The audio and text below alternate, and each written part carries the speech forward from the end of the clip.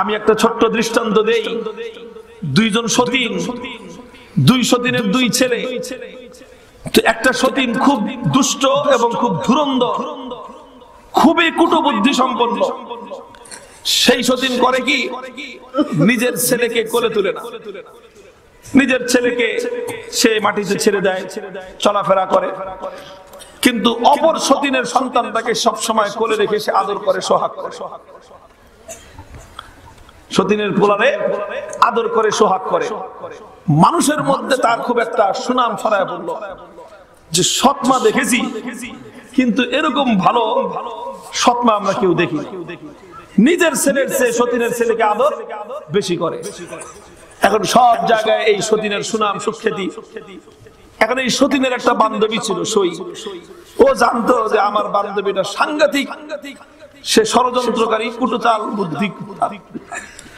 ও একদিন আসছে, আয়সা বান্ধবীরে বলতেছে, কিরে তোর সুনাম তো সারা এলাকায়, মানুষের মুখে মুখে সুনাম, তুই নাকি খুব ভালো সৎমা, নিজের সন্তানের চেয়ে সতীনের ছেলেকে বেশি আদর করিস। তো তুই তো খুব দুষ্ট ছিলি, এত ভালোই লিখে, তুই তো সাংঘাতিক পাজি ছিলি আগে, এত ভালো তুই হইলি কেমন, এটা আমি জানতে চাইছি। এখন সে তখন তার সতীনের কানে, তার ওই বান্ধবীর কানে কানে বলে যে আসলে আমি ভালো হইনি, আমি যত খারাপ ছিলাম এখন আরো তার চেয়ে বেশি খারাপ হয়েছি। কয় বুঝে আসতেছে না তো, আসলেই তো দেখতেছি তুই নিজের ছেলেকে, সন্তানকে আদর না করে তোর সতীনের সন্তানকে আদর করতেছিস, এখনো তোর কোলে ওর সন্তান। আমিও তো দেখতেছি যে তুই যথেষ্ট ভালো। তখন বলে যে না, আসল কাহিনীটা কানে কানে শুনে। কি কাহিনী? দেখ, এখন আমার সন্তানের বয়সও 1 বছর, আমার সতীনের সন্তানের বয়সও 1 বছর। এখন হলো ওদের দুজনের হাঁটা শিখার সময়। এখন হলো ওদের হাঁটা শিখে, যখন বাচ্চাদের বয়স 9 মাস, 10 মাস, 1 বছর হয়, তখন তারা হাঁটা শিখে, চলা শিখে, দৌড়ানো শিখে। তো এখন আমি আমার ছেলেকে মাটিতে নামায় দিছি, যে মাটিতে পড়বে, আবার উঠবে, দাঁড়ানো শিখবে, চলতে গিয়ে পড়ে যাবে, আবার চলা শিখবে, দৌড়াইতে গিয়ে 3 বার পড়বে, তারপরে সে দৌড়ানো শিখবে।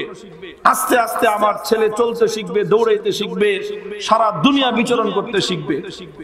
আর এই সময়টায় আমি আমার সতীনের পোলারে কোলে করে রাখি, করে মাটিতে নামতে দেই না।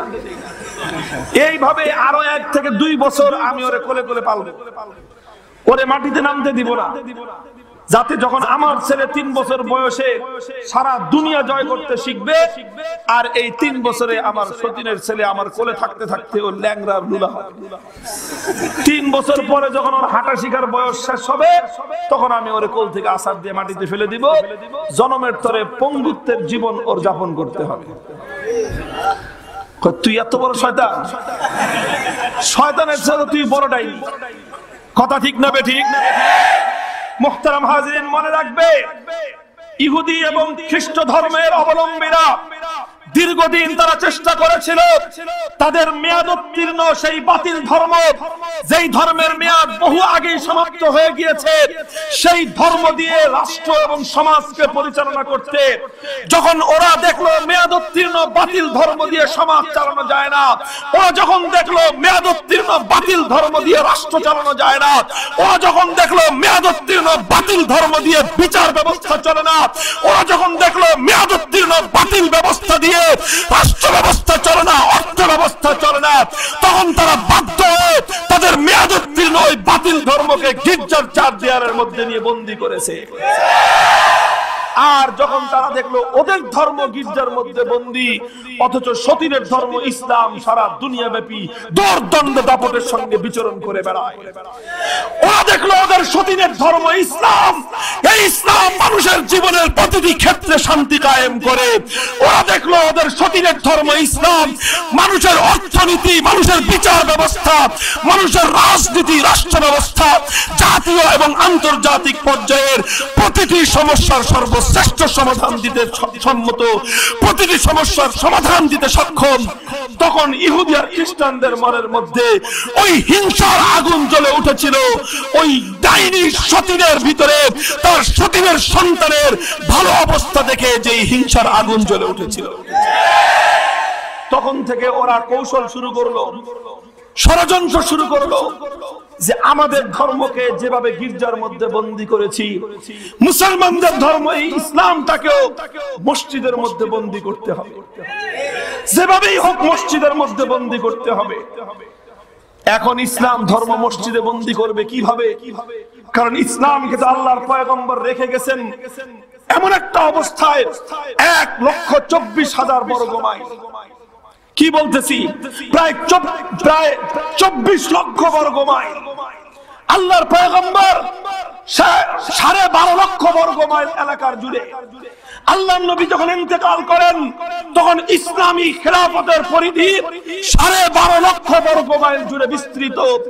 আর 4 খলিফার যুগে তো সেই 12.5 লক্ষ বর্গ মাইল পৃথিবীর আটলান্টিক মহাসমুদ্রের তীর থেকে নিয়ে আফ্রিকার জঙ্গলের গহীন অঞ্চল পর্যন্ত অর্ধেকটা পৃথিবীতে সরাসরি ইসলামের পতাকা উঠত। আল্লাহর নবী ইসলাম শুধু মদিনার মসজিদে রেখে যাননি, 12.5 লক্ষ বর্গ মাইল এলাকা ইসলাম কায়েম করে রেখে গেছেন। মুহতারাম হাজিরিন, ইহুদি আর খ্রিস্টানরা দেখলো আমাদের ধর্ম চলে শুধু গির্জায় আর ইসলাম ধর্ম চলে সারা পৃথিবীতে। তখন তারা চিন্তা করলো যেভাবেই হোক ছলে বলে কৌশলে এই ইসলাম ধর্মকে নিয়ে গির্জার মসজিদের মধ্যে বন্দী করতে হবে। কিভাবে করা যায়, কিভাবে করা যায়? ওরা চিন্তা করলো আমরা যে যদি মুসলমানদেরকে কথা বলি যে মুসলমান, আমরা যেরকম আমাদের ধর্মকে নিয়ে গির্জার মধ্যে বন্দী করেছি, আমরা শুধু সপ্তাহে একদিন রবিবার দিন শুধু ধর্ম পালন করি, তোমরাও তোমাদের ধর্মকে নিয়ে মসজিদে রাখো, শুধু সপ্তাহে জুমার দিন ইসলামের সঙ্গে দেখা করবা। খ্রিস্টানরা চিন্তা করলে এই কথা যদি আমরা বলি মুসলমানরা বুঝে ফেলবে এটা ইহুদি খ্রিস্টানদের ষড়যন্ত্র, খাতার এই কথা করা, এই কাজ করা যাবে না। তো কি করতে হবে? মুসলমানদের মধ্যে এমন কিছু লোক তৈরি করো যাদের নাম হবে মুসলমান, যাদের বংশ পরিচয় হবে মুসলমান, যাদের গায়ের রং হবে মুসলমান, সব হবে ওদের মুসলমান, কিন্তু মাথার ঘিলু বিক্রি করা থাকবে ইহুদি আর খ্রিস্টানদের কাছে। এমন কিছু দালাল তৈরি করো। সেই দালাল মুসলমানদের ঘরে ঘরে তৈরি হলো, যারা মুসলমানদের ঘর থেকে আওয়াজ তুললো, যারা মুসলমানদের ভিতর থেকে আওয়াজ তুললো, যারা ইসলামের নাম ধারণ করে ইহুদি আর খ্রিস্টানদের দালালি আর গোলামি করবার জন্য ওদের এজেন্ডা নিয়ে তারা রাজপথে নামলো। ওদের দাবি কি? দাবি হলো যে ইসলাম ধর্ম শুধু ধর্মের জায়গায় থাকবে, সমাজের অন্য জায়গায় ইসলাম চলতে পারে না।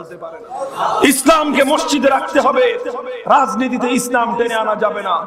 ইসলাম শুধুমাত্র মসজিদের মধ্যে থাকবে, রাজপথে ইসলামকে টেনে আনা যাবে না। ইসলাম শুধু মসজিদে থাকবে, রাষ্ট্র ব্যবস্থায় ইসলাম চলতে পারে না। ইসলাম শুধু মসজিদে থাকবে, বিচার ব্যবস্থায় ইসলাম চলতে পারে না। এই সমস্ত কথাবার্তাগুলো বলে মুসলমানদের মধ্য থেকে কিছু এরকম লোক তৈরি হলো যারা ইহুদি আর খ্রিস্টানদের অন্ধ অনুকরণে ইসলামটাকেও মসজিদের মধ্যে বন্দী করবার পায়তারা করলো। যদি মুসলমানদের মধ্যে ইহুদি আর খ্রিস্টানদের এই দালাল চক্র তৈরি না হতো, তাহলে 1000 বছর চেষ্টা করেও ইহুদি আর খ্রিস্টানরা ইসলামকে এভাবে পরাজিত করতে পারত না। শাইখুল হাদিস আল্লামা আজিজুল হক নাব্বারাল্লাহু মারকাদাহু, আমার আব্বাজান মরহুম রাহমাতুল্লাহি আলাইহি বড় সুন্দর একটা দৃষ্টান্ত দিতেন। দৃষ্টান্ত দিয়ে বোঝাতেন, মুসলমানদেরকে সচেতন করতেন। বলতেন যে দেখো, বিশাল মহিরুহ বটগাছ, 100 বছর, 150 বছর, 200 বছরের বটগাছ কত বড় হয়? আমি একটা বটগাছ, একটা না একাধারে 10টা বটগাছ দেখেছি সিরাজগঞ্জের এক জায়গায়, প্রায় 500 বছরের প্রাচীন বিশাল বটগাছ। এর গোড়াটা এত মোটা যে কমপক্ষে গোড়াটা ঘিরে ধরতে 5 জন মানুষ লাগবে, এত বড়। আছে না নাই?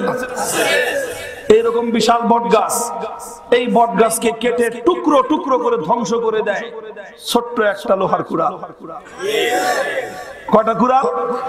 একটা কুড়াল এত বড় বিশাল বটগাছকে ধ্বংস করে টুকরো টুকরো বানায় অস্তিত্ব বিলুপ্ত করে দেয়।